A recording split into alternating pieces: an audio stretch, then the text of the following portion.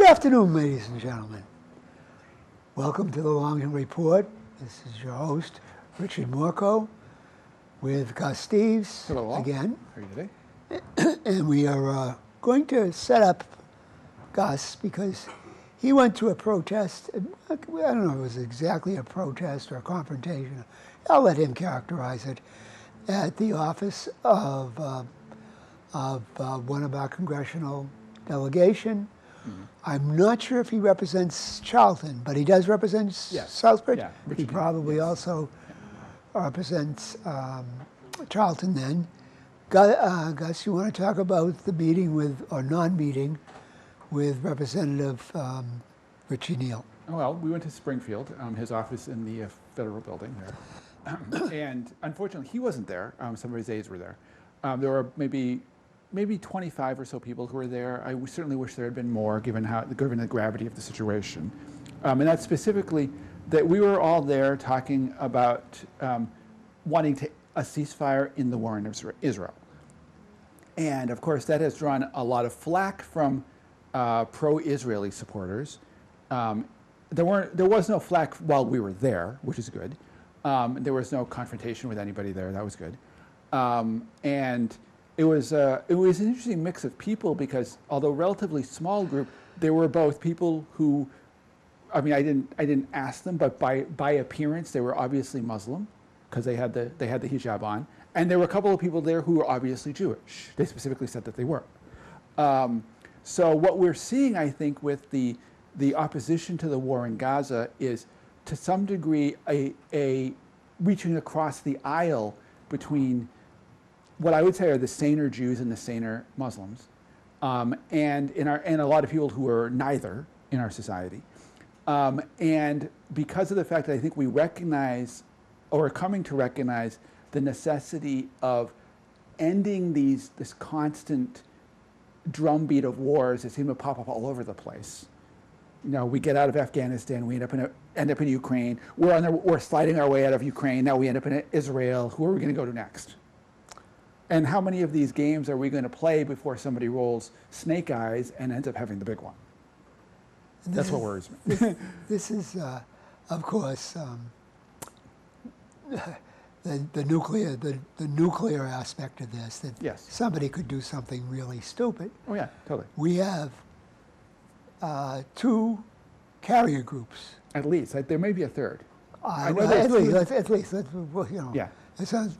We don't have to. You know, it's like the Robin Hood, Dennis Moore thing in Monty Python. Not that one. Not that. 2, 3. What do you want? Right. Anyway. Yeah, exactly. Putin said, "Hey, you know, I got this Kinzel. It can destroy that." Yeah. He alluded to it. Everybody knows it because he's had. I guess he started putting aircraft on permanent flight rotation in the Black Sea specifically for that reason. Yeah. So what are we thinking here? We don't have to be there. No, we shouldn't be there. But then again, everybody will say, NATO, we got to support Israel as our greatest ally. That's what they say, yes. Well, granted, what does that mean? If we don't have to be there, why do we need an ally? And this is why, as chairman, chief executive officer, and only member of the Neutral Association of the U.S., I say, prove me wrong. Prove me wrong why we have to have all these alliances. Well, I think the issue is, honestly, it's a lot less about alliances, and because I think a lot of the people who advocate for these kinds of getting us involved in these kinds of situations are less about saying, oh, we're friends to Israel or friends to Ukraine or friends to that place or the other place. A lot of them, quite frankly, are in there for the resources. I don't doubt that. I mean, if I may expand that a little bit. Is it worth a nuclear war? No. Because we know it's right off the Gaza Strip. Yes. Tons of gas. Tons of gas. Yes. And it's coming out. A trillion cubic feet plus. And it's been, actually it's the United Nations, what was it, UNCTAD, United Nations something on trade and development, I think it is. Report in 2019 specifically took a look at that. They found 1 trillion plus cubic feet of gas off of Gaza. They found something, I think it was like 1.6 billion barrels of mostly shale oil in the land that is currently basically split between Israel and Palestine. And the report was talking about how the Israelis militarized the border with the shoreline with Gaza after the 2008 war. And basically, they had already had a written agreement to buy some of the oil from Palestine, and I'm sorry, not oil, I mean gas from Palestine, and to have a pipeline run from the gas fields in the Mediterranean to Gaza. But after they did that, they rerouted the pipeline to Ashkelon, so now Israel has it all. And basically the report comes out and basically doesn't quite use the word theft, but says that's what they're doing. They're just stealing the oil. It's been to the tunes of billions of dollars. Oh, yeah. Oil and gas. And we see the same thing in all of the other conflicts we're facing right now. Ukraine is largely about coal and agriculture. Well, if you want, I've written about the asset theft that's going on in Ukraine. It's ridiculous. It's amazing. Yeah. Have you heard about the other potential asset war that's going on? Where's that? Venezuela. Oh, yeah, that's Venezuela and Surinam. Is it Surinam? Guyana. Yeah. Over Essequibo, yes, exactly. You think I don't pay attention, buddy? Come on. I didn't say you didn't, but maybe you didn't know. But for the people who are watching, what the situation is actually goes back like a century, where there was a dispute over the land. It's called Essequibo, which basically is the borderland between what we see as Venezuela and Guyana, and that years ago, both sides still claim it. They've done it for years. And years ago, there was some sort of an arbitration that involved people from the U.S., from the U.K., and one other country. We sided with Venezuela at that time. We sided with Venezuela, but Venezuela was complaining that they weren't actually represented in the agreement, which they weren't. They weren't. But we did side with them. Yeah, at the time. At the time, we did. Now we don't side. Now we don't side with them. And we're aiding Exxon, who has this really, for Exxon's point of view, a really sweet deal with Guyana to drill for oil in their area of the sea there, and they're paying basically a pittance to Guyana. They're getting shafted, as oil companies usually do. And there's the U.S. and the U.K. now are basically going in there trying to support Exxon and drumming up a little friction with Venezuela. Who knows what that'll mean? I don't think we'll go to war. Probably not. I think we'll just keep bugging them. Is what we do with some of the low level. We're still bugging Cuba. Oh, yeah. May I mention, I'm not a Castro fan. I never was. Mm-hmm. But it is interesting. He died in his bed. Yeah. He didn't get offed by the United States, which is all too often what happens. What happens. For sure. But I mean, ladies and gentlemen, we haven't met together since early October, and this war that started after our last meeting. Yeah. So we haven't talked about this since, and it was kind of a shocker. And I did write an article that why isn't anybody comparing this to Tet? Because this was an offensive that came out of nowhere. Nobody expected. Boom! It hit. It was like Tet. A tactical stroke. It was. Tet was a defeat for the North, but it ripped the heart out of the American. We were winning the war. We were claiming that at the time. That's true. And we ripped that out of it.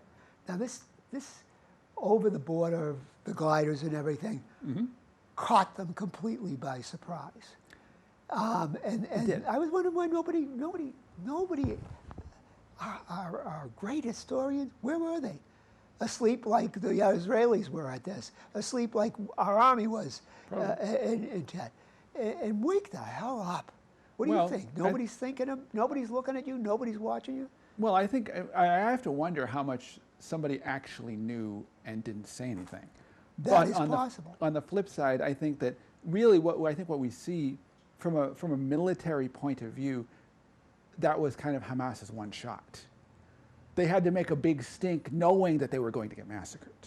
They are. However, they're also making waves with the rest of the world because everybody is now seeing the what's the word I want? The mask ripped off of Israel. Yes, they're talking about the Shifa hospital. I don't know if that's the right among name. other things. Yes. But you know what? You know that big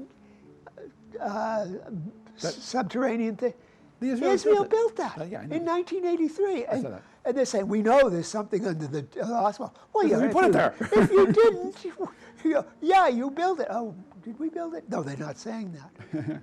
But, it's the other thing is, why is anybody surprised that the Palestinians are fighting? Why are they shocked? It's like one thing you have to understand about the Ukraine war and this war. The Ukrainian war didn't start the day the Russian troops and tanks crossed the border. Of course not. It did not start that. That started in 2014. At least. At least. Back farther than that, and yeah. possibly even the day they broke up the Soviet Union. The Palestinian-Israeli conflict did not, that started early in the 20th century. Yep. And the Israelis said, we're going to take this. We're going to take this, even though it was a population there already. Yeah. Well, that was part of the mantra back in those days. I mean, if you look at what they were saying in the Zionist movement in the late 1800s or thereabouts, 1880 something. One of the selling points was telling them that it was a land without a people for a people without land. And they went to the British government and got them to agree to support the Zionist effort to plant a homeland in Palestine. Despite the fact that at the time, historically speaking, it's a little unclear exactly how many people lived there. I've seen figures that seem to range from like 250,000 to around 450,000. And there always was a small Jewish minority. In 1880, it was something around 6%. And there was always an even smaller Christian minority for the most part. They were relatively equal up until around 1900. Then the Jews over swamped the Christians. But of course, until 1947, the Muslims were a clear majority. And then, of course, with 1947 to 50, you had the Nakba, which drove out something like 750,000 Palestinians. Yes, and a number of slaughters, massacres. Oh, yeah. I don't know if you ever read O Jerusalem. No. I forget the name of the author, famous author of that type of book. At one point, the Israelis drove off a neighborhood of Palestinians, right. Or maybe they were just called that. I don't know when the term Palestinian actually became au courant, but and one woman who lost her house called her phone, and the answer was shalom. They'd given away the phone. Now, I wrote an article, "No justice, no peace." Right. It's impossible. You cannot. You would have to give back everything to make everybody Palestinian right. You'd have to say make Israel very tiny relative to what it is now. Well, that's true. I mean, the catch-22, of course, is that at this point, the Jewish population in what was then Palestine is the majority. Back in those days, even up until the Nakba, it was still a minority. And I don't know if you've ever read a historian by the name of Ilan Pappé. I have heard of him. I've small things, and he's Jewish, he's Jewish. And he was a professor in Israel. And he's one of the things that I like about the stuff that I've read by him is that he's willing to talk to a lot of Palestinian historians too. He works with both sides, which is really important. And anyway, so one of the books I was reading is called the Israel-Palestine. I forgot what the word was, but anyway, it's a series of essays by both Israeli and Palestinian historians. And one of the ones in there, I think it was from Walid Khalidi. He has an interesting map in his essay, which shows what the land ownership in 1945 was. And there were 11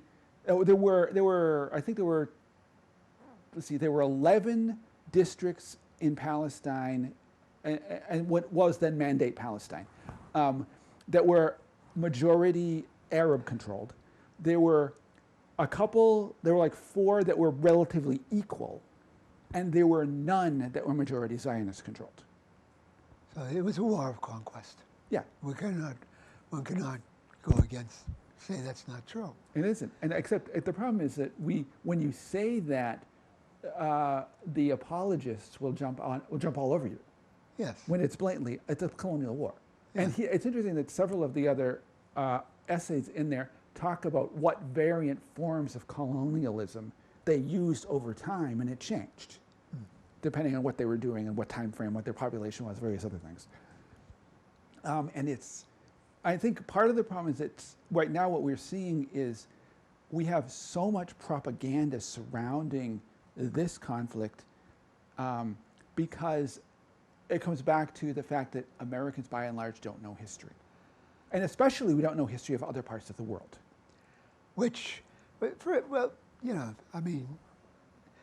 Marcus Tullius Cicero, you may have heard this quote: "A person who does not know of events before his own time remains ever a child." Mm-hmm.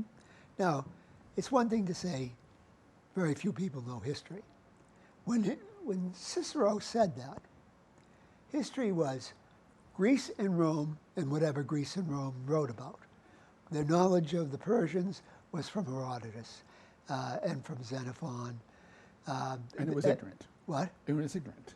They didn't know anything outside their borders either. But they did know Greek and Rome history. And yeah, true. That's basically it, is that what can you know? How much can you know today?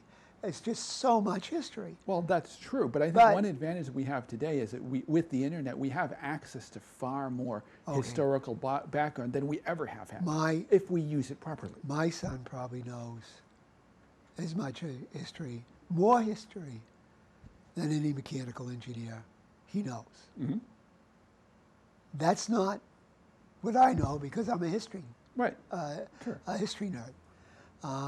But he's aware compared to a lot of other people. That's good. How aware how about a doctor, a neurosurgeon?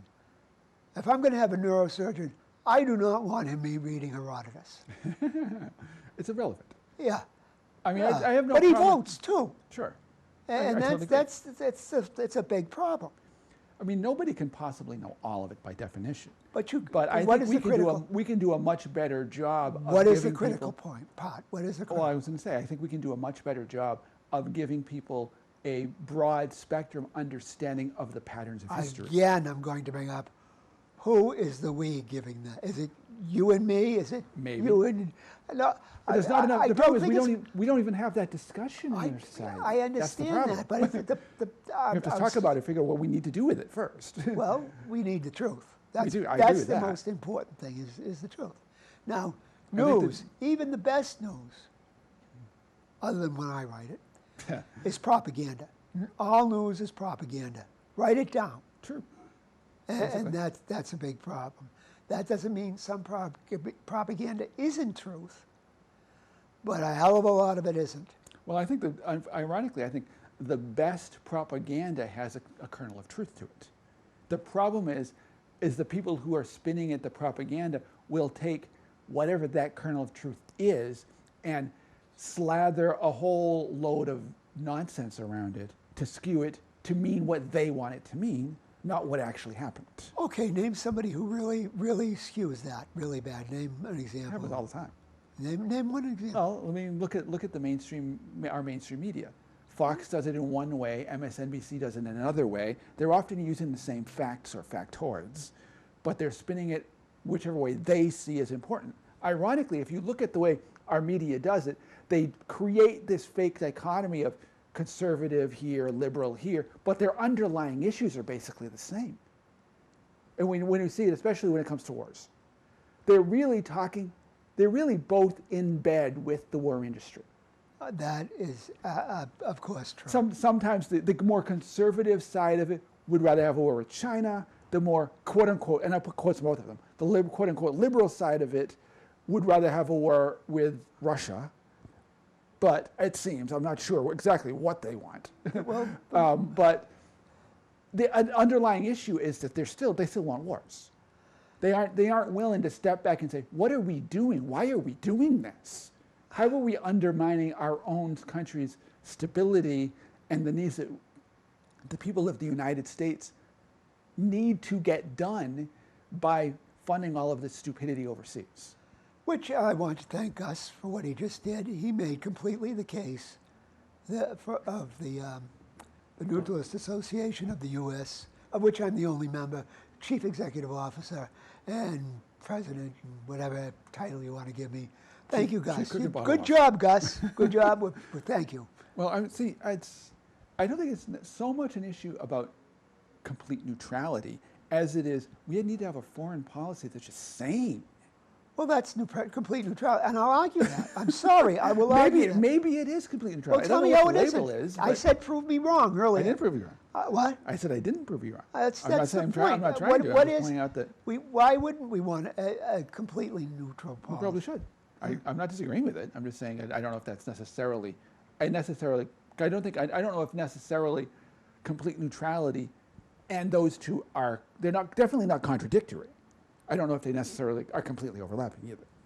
Because we can have. I think we have seen repeatedly that our alliances get us in trouble. We've seen, yes. Because we're run by idiots who have no concept of what alliance actually means. Okay, other than allying with Liechtenstein, how would our alliances not have the potential for big trouble? Potential, absolutely. Yeah, so that's why if there's a potential. They have potential. And you're going to tell me then, if we go into it, well, yeah, it has the potential, but it might not. Well, that's no argument for an alliance. I didn't say it was. Well, you just said it, you just basically said we go in and we should have. I didn't say that. Name the possibility of a good alliance. I'm waiting. I don't know. I like to hear prove me wrong. I'm just saying prove me wrong. I mean, I think it depends on what I think it depends a lot on what your alliance is aiming to do. How about military not having a alliances nuclear war? are not good. How about not having a nuclear war? I totally agree with that. Okay. That should always be. I mean, ideally, that's what the UN should be doing. But of course, they have no teeth. The UN was started by the United States for its own purposes. I know that, and it's been completely undermined ever since. Yeah, no. The best, the best UN for the world is the United States minding its own business. All right, that would make a difference. I think I could be argued for a lot of the major powers need to mind their own business. But at the moment, we're the worst violator. How many major powers are there? Right now, I would say really us, China, Russia, and maybe collectively the Arab world if they can ever get their act together. Well, that's so it doesn't exist now. At the but moment it could exist. So you can only name three, really. Yes, okay. I agree with that. I mean, we look at like the rest. We are NATO. The European Union is meaningless. I mean, you saw the Newland Payat. Oh yeah, from years ago. Yeah. Blankety blank. The EU basically said, EU what? But anyway, I'm going to give out hope for the Middle East. I hope so. Yeah. No, I will give it. I give it. First of all, the best hope is we leave. Second of all, there are times in history. First of all, there's nothing that they can agree to today. There's nothing that will make anybody happy. Probably true. But there was a country that had those horrible, horrible struggles during the Reformation. And I remember reading C.B. Wedgwood, the great historian's book about the 30 Years' War, and how one side in one of the cantons would rise, one of the Catholic side, and then everything went haywire. Yeah. And then the Protestant side, and they'd slaughter each other a little. And blah, they blah, were doing blah. that for probably 2 centuries. Yeah. But that's Switzerland. Yeah. How's that happening in Switzerland today? You know when their last religious war was? 17 something? No, 19th century. Oh, okay. It was the Sonderbund. And nobody in Switzerland's going to fight anymore with each other. Okay. The best thing that can be happening is, first, today, you can't give the Palestinians any land that would satisfy them. You can't, because they will say Nakba or Nabka, whatever. You can't give the Jews anything that would satisfy them.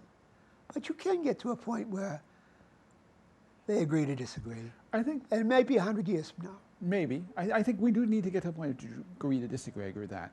I think I think the issue really is when you say you can't give the Palestinians or the Israelis some of the things that they will accept. I think it's less about the mainstream people in Israel or Palestine, because I think the mainstream people in every society, for the most part, just want to live and let live. It's the leadership, I think, of both that have become so fanatical that they have absolutely no concept of what the other side even is thinking. I don't agree with that. I mean, it's not that they've thought it out, the people have thought it out, but the mass of Israelis, especially in the West Bank, and places where the theft of land has been recent, True. They're not going to be on anybody's side except, boom, they'd be crazy nationalists. And there's a lot of that going on. And yes, Palestinians, same thing. I shouldn't use the word crazy. They think they've thought it out, but they haven't thought about maybe completely thought about what is the future. Oh, that is exactly the problem there. So nobody has thought about what the long-term futures are. And how do we solve this? So say you get a situation where the Palestinians get back to where they have, say, 55% of the land after the fighting goes on. Israelis have 45%. And then it goes 10 years, there's not a war. 20 years, there's not a war. 30 years, there's not a war. And you find they'd be crossing the border, hanging out. Yeah. But that's... Ideally, it can do that. The United States, the Brookings Institution, all the little think tanks, the Atlantic Council, can't do anything to help it. And they could start a nuclear war. They could. I agree basically with that. I think part of the problem, obviously, is the fact that we have so many conflicting interests in those countries. And I don't know if you saw this, but I saw some passing references. I think it was either Max Blumenthal or Aaron Mate, who was commenting that there have been a couple of independent reports from Gaza that there are American troops on the ground. I heard some of that. I don't know if they're special operations or actual soldiers I would guess or what. I would guess they're special. I would think they are too. But we shipped over like 20,000 troops in the last month. I know. And of course, they're not all going to Israel. Some of them are going to Syria, some of them are going to Iraq, some are going to Qatar. And of course, it's interesting that we saw that come up with the recent Veterans Day thing, where somebody was talking about his brother being in Iraq, and how he was actually talking to his brother in Iraq when the site he was at got attacked, and nobody wants to be in the middle of that by any means. But of course, keep reinforcing them in places where the country told us to leave 10 years ago. They had a vote. Well, we say, okay, we're going to have democracy. We should go home. We shouldn't be there. Their government that we installed told us to go. What don't you get? Exactly. And Syria is just theft. It's illegal. That's piracy. You're not supposed to be there. That's just complete piracy. Yeah. Oil, wheat, variety of other things that we're stealing from them. I mean, we should not be there. No. Absolutely, we should not be there. I mean, the Syrian government, with their assistance of the Iranians and a few others, and Hezbollah, has defeated just about all the ISIS types and everything. Quite a while ago, yeah. Yeah, and maybe there's in the Idlib, there's some Turkish forces protecting a few of them, but that's it. Nobody wants them there. No. And and after Al Qaeda. Supposedly, there's still a little controversy about that. They went after, they perpetrated 9/11. That's the Orthodox religion there. And then their ISIS or their Islamic State allies, we make friends and ally with them. Yeah, basically we did. Does anybody understand this? What's really twisted part of it is that when you go back to 9/11, one of the first countries to come out and support us was Syria. Yeah. And then we turned our back and gave them the shiv, basically.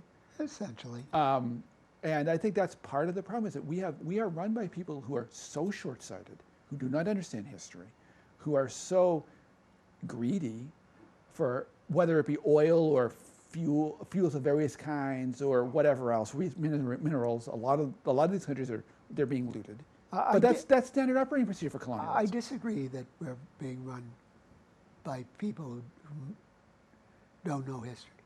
Now, hear me out.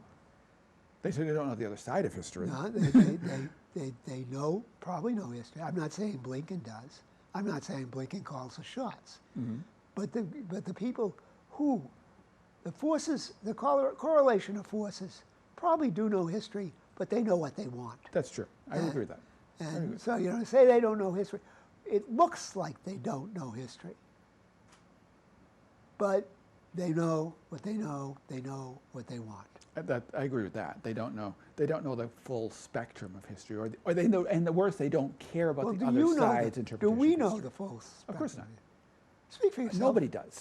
Nobody knows. Speak for yourself. No. But I think we can do to go back to it, I think we can do a much better job of educating ourselves on what's going on. I want you, for the next month, we're at our end.